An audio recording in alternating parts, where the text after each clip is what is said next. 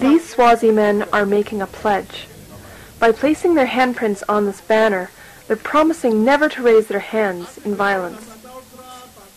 It's an extraordinary promise in a country steeped in abuse.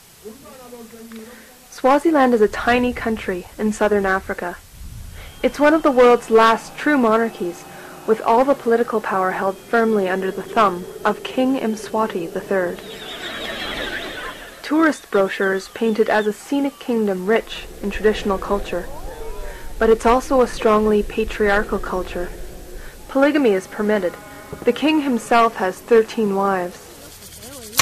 In some circumstances, a woman can't even buy land or sign a contract without her husband's consent. Swazi women must also deal with poverty and disease. Their country has the highest HIV rates in the world. 6, 7, 8, 8. In 1990, a group of Swazi women took action against the rising abuse rates in their country. They got together to form the Swaziland Action Group Against Abuse, or SWAGA. The organization focuses on counseling abuse victims, but has expanded into a variety of other programs. The most recent addition is an innovative program designed to involve men in the prevention of abuse. Begi Valan heads up the male involvement program.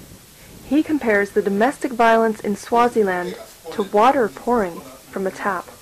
We have opened the tap, and as Swanga, we are having a mop and cleaning this water, but the tap is still open because we haven't drilled properly and try and engage the source, which is the man. In 2006, CCI invited Valan to look at some of the organizations that counsel male abusers in Nova Scotia. The Transition House Association of Nova Scotia is a partner of CCI. It arranged a placement for Valan at the New Start Counseling Agency in Halifax.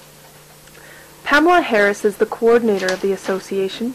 She says that Valan's 3-month stay really made an impact on the women's rights community in Nova Scotia. Typically in Swaziland, there aren't a lot of good men who really get it, who really understand that that equality, that really having respect for women will make things better, not only for women, but for men and men's children. And Begi came here and he made really an enormous impression with the feminists and the women in the women's community because he was so sincere. Valan says the most important lesson he learned during his stay in Canada was simple but powerful.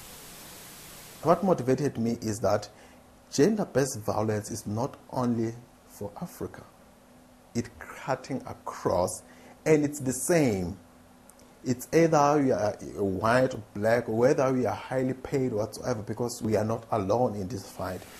He also says his placement helped him gather important resources and secure some funding through the Canadian International Development Agency.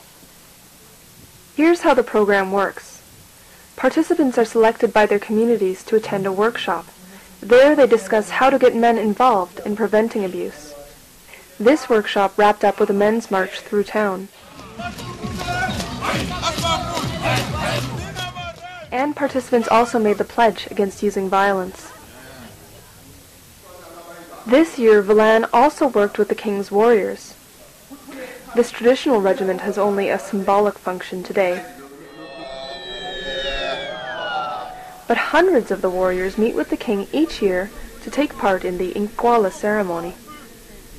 Mabande Masuku agrees that gender-based violence is a problem in his country. Yet he also showed some resistance to the type of gender equality that Swaga is trying to promote. We believe in the Bible, a man is the first person in the earth. And a woman is a second person as a helper of a man. The challenges are great, but Valan says he never has any problem recruiting men to get involved. Nonhlanhla Dlamini is the director of Swaga.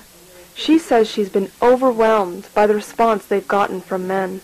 And we really appreciate the fact that Swazi men are beginning to say the problem of violence is not just a problem for women, it's a problem of Swazi society, of which Swazi society is made up of both men and women.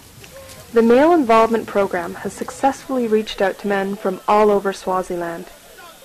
But Valan says it took a phone call to make him realize just how important his work is. A woman called Swaga to tell him that her husband used to beat her regularly. Then he went to one of the male involvement meetings.